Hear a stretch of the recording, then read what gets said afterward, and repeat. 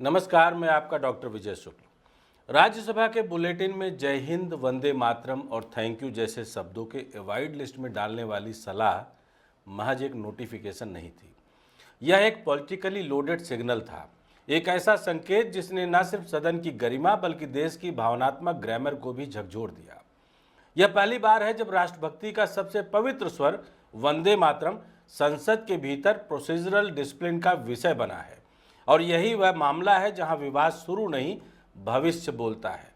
क्या पुरानी राष्ट्रभक्ति को अब सिस्टमेटिकली आर्काइव्ड किया जा रहा है? क्या बंगाल की जन्मी पुकार को नागपुर की क्यूरेटेड आइडियोलॉजी से रिप्लेस करने की तैयारी है? और क्या भारतीय लोकतंत्र एक ऐसे साइलेंट ट्रांजिशन से गुजर रहा है जहां स्पॉन्टेनियस पैट्रियोटिज्म की जगह इंजीनियर्ड पैट्रियोटिज्म ले रहा है? वंदे मातरम कोई ऑर्डिनरी फ्रेज नहीं था, यह भारत के फ्रीडम आर्किटेक्चर का पहला ब्रिक था। 1870 के दशक में बंकिम चंद्र चट्टोपाध्याय की यह पुकार भारत की कलेक्टिव कॉन्साइंस का पहला एक्सप्लोजन थी। यह कविता नहीं, यह सिविल रेजिस्टेंस का अर्लीस्ट टेम्पलेट थी। 1905 के विभाजन के विरुद्ध जब यह गली गली गूंजा तब यह स्लोगन नहीं, मोबिलाइजेशन था। इतना पोटेंट मोबिलाइजेशन कि अंग्रेज सरकार ने इसे बैन तक किया, अरेस्ट किए, लाठीचार्ज करवाया और इसे सेडिशन की श्रेणी तक में रखा। यह एक ऐसा उद्घोष था जिसमें आंसू भी थे, लहू भी था और रिजॉल्व भी। वंदे मातरम किसी पार्टी के मैनिफेस्टोज में नहीं पैदा हुआ, यह भारत की रिबेलियस सोल में पैदा हुआ था। लेकिन इसकी जर्नी जितनी ग्लोरियस है उतनी ही कंटेस्टेड भी।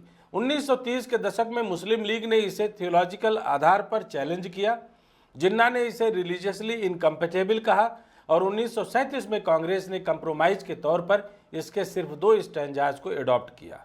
यह भारत के इतिहास का पहला कल्चर एम्पुटेशन था, जहां राजनीतिक दबाव ने एक पवित्र प्रतीक को ट्रिम्ड, सॉफ्टेंड और एडिटेड कर दिया। यह वही एडिट था जिसने इस उद्घोष की आग को आधिकारिक दस्तावेजों में धीमा कर दिया, लेकिन लोगों के दिलों में उसे और भड़का दिया, क्योंकि वंदे मातरम हमेशा इस्टेब्लिशमेंट से नहीं, मूवमेंट से जुड़ा रहा। आज वही उद्घोष एक बार फिर इस्टेब्लिशमेंट के सामने खड़ा है। आज यह सवाल उठ रहा है कि संसद में कितनी राष्ट्रभक्ति परमिसिबल है और कितनी राष्ट्रभक्ति ऑब्जेक्शनेबल। जिस भावना को स्कूलों में मैंडेटरी बना दिया गया, वही संसद में सडनली प्रॉब्लमेटिक कैसे हो सकती है? क्या पैट्रियोटिज्म ओनली फॉर सिटीजन्स और प्रोटोकॉल्स ओनली फॉर नेताज का नया मॉडल तैयार हो रहा है? स्कूलों में वंदे मातरम की गूंज परमिसिबल है क्योंकि वहां यह डिसिप्लिन का हिस्सा है। संसद में खतरनाक इसलिए लगता है क्योंकि वहां यह डिसेंट का रूप ले सकता है। यही स्टैब्लिशमेंट का डीप डिस्कम्फर्ट है। जनता की राष्ट्रभक्ति हार्मलेस होती है, सांसद की राष्ट्रभक्ति अनप्रेडिक्टेबल। यही असली क्वेश्चन शार्प हो जाता है, क्या वंदे मातरम को साइड लाइन करके किसी नए loud, organised, ideologically curated narrative को फोरग्राउंड किया जा रहा है? पिछले 2 दशकों में भारत माता की जय और जय श्री राम जैसे नारों का मेटेओरिक राइज अचानक नहीं हुआ। यह एक प्लान्ड लिंग्विस्टिक ट्रांजिशन है। वंदे मातरम नेशनल अवेकनिंग का नारा था, जय श्री राम आइडेंटिटी कंसोलिडेशन का। वंदे मातरम रेजिस्टेंस था, जय श्री राम असर्शन है। वंदे मातरम इंक्लूसिव था, आइडेंटिटी स्लोगन्स एक्सक्लूसिव है। संघ की भाषिक परंपरा में यह दूसरा वर्ग अधिक मैनेजेबल, अधिक मोबिलाइजेबल और राजनीतिक रूप से अधिक लेवरेजेबल है। इसलिए नैरेटिव का पूरा ग्रेविटी शिफ्ट हो चुका है।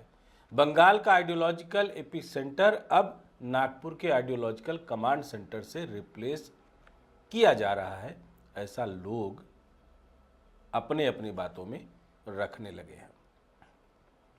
इसलिए आज का विवाद केवल एक बुलेटिन से बड़ा है। यह एक साइलेंट कल्चरल कॉप का संकेत है, जहां स्पॉन्टेनियस स्लोगन्स को प्रोसीजरलाइज किया जा रहा है और क्यूरेटेड स्लोगन्स को नेशनलाइज्ड। वंदे मातरम राष्ट्रीय गीत है, लेकिन उसकी जगह लेने वाले स्लोगन्स राष्ट्रीय रणनीति हैं। वंदे मातरम क्वेश्चन उठाता है, नए स्लोगन्स नैरेटिव बनाते हैं। वंदे मातरम हिस्ट्री है, नए स्लोगन्स पॉलिटिकल फ्यूचर है। सत्ता इतिहास से असहज रहती है, भविष्य पर राज करती है। राज्यसभा में वंदे मातरम को अवॉइड करने की सलाह सिर्फ एडमिनिस्ट्रेटिव नोट नहीं, सिंबॉलिक डिमोशन है और इससे गहरा संकेत यह है कि राष्ट्रभक्ति अब दो कैटेगरीज में बांटी जा रही है, यूजेबल पैट्रियोटिज्म और इनकन्वीनियंट पैट्रियोटिज्म। यूजेबल पैट्रियट्स वे जो क्यूरेटेड स्लोगन्स दोहराएं, इनकन्वीनियंस पैट्रियट्स वे जो वंदे मातरम, जय हिंद जैसे स्वाभाविक स्पॉन्टेनियस पीपल ओन्ड उद्घोष लगाए। भारत शायद पहली बार उस मोड़ पर खड़ा है जहां पैट्रियोटिज्म भी रेगुलेटेड कमोडिटी बन रही है। यह वही फेज है जिसे पॉलिटिकल साइंस में मैनेज्ड डेमोक्रेसी कहा जाता है, जहां लोकतंत्र शो विंडो में रहता है लेकिन उसकी इमोशनल आर्किटेक्चर नियंत्रित कर दी जाती है। वंदे मातरम इसी आर्किटेक्चर की सबसे बड़ी दीवार थी, पुरानी, ठोस, रिबेलियस, डीपली इमोशनल, और इसलिए आज उस दीवार को कमजोर करने की सबल कोशिश दिखती है। भारत की पूरी राष्ट्रभक्ति बंगाल की गलियों में पैदा हुई थी। वंदे मातरम, बंदे अली, जुगान्तर, गदर, बोस, टैगोर। लेकिन आज नरेटिव का कल्चर कैपिटल धीरे धीरे नागपुर में शिफ्ट हो चुका है, जहां राष्ट्रभक्ति रेजिस्टेंस नहीं डिसिप्लिन है, भाषा पोइट्री नहीं मोबिलाइजेशन है, उद्घोष आत्मा नहीं स्ट्रेटजी है। और यही शिफ्ट सबसे बड़ा खतरा है, क्योंकि जिस दिन वंदे मातरम का स्वर धीमा होता है उसी दिन भारत की मूल आत्मा कमजोर होती है। जिस दिन जय हिंद को भी रेगुलेटेड किया जाए उसी दिन लोकतंत्र में डिसेंट की आखिरी सांस खत्म होती है, और जिस दिन राष्ट्रभक्ति क्यूरेटेड स्लोगन्स के हाथ में सौंप दी जाए उसी दिन भारत राजनीतिक रूप से जीवित लेकिन भावनात्मक रूप से हॉलो हो जाएगा।